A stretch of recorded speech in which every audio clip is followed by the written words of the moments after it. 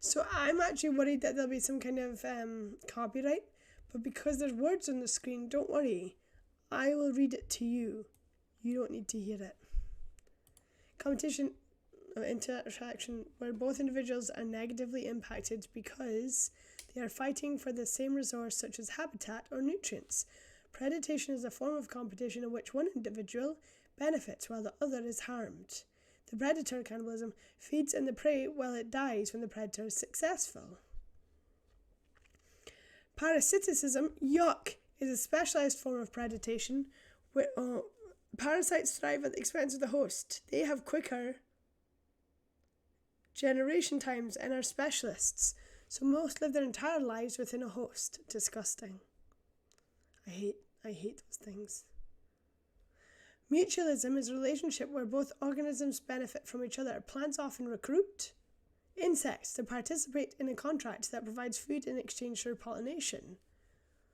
However, mutualism may share many characteristics with parasitism, as is the case of the obligate mutualism. Here's it of one thriving at the expense of the other. Neither can survive or reproduce without the other. This is the definitive case of the fig tree and the fig wasp. The fig is not a fruit, but a hollow garden of flowers. A female fig wasp has laid her eggs and pollinated the flowers, which have now reached maturity. The fig is a nursery. It has cared for the future wasps by protecting them within its galls. The male wasps mature early, wingless and almost blind.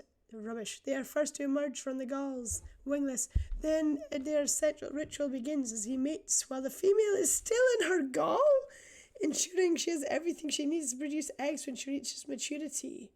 Soon thereafter, the females emerge. They look very different and much better, with antennae and large eyes, powerful wings, and a long ovipositor.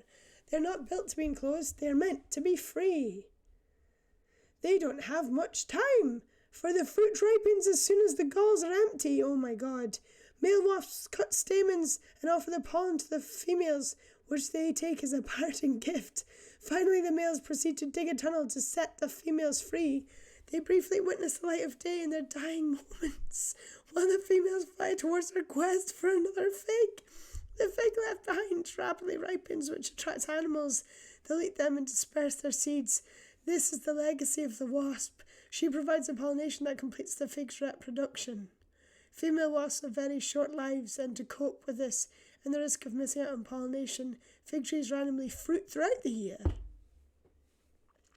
And so the pollen-laden wasp reaches an immature fig, but her journey is far from over. Ahead lies the greatest challenge of her brief life. Clawing and squeezing her way through the gate, her wings and antennae are ripped from her. She makes the ultimate sacrifice. As a final push to enter bursts her abdomen. In the epic struggle between sacrifice and survival, the mother wasp crawls through the narrow labyrinth towards the inner chamber. She is wounded and weak, carrying only her eggs and the pollen from the former fig. If the wasp fails to pollinate the flowers, no seeds will ever develop.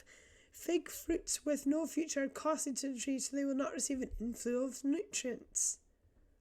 If the wasp does not pollinate, the entire fig may be aborted.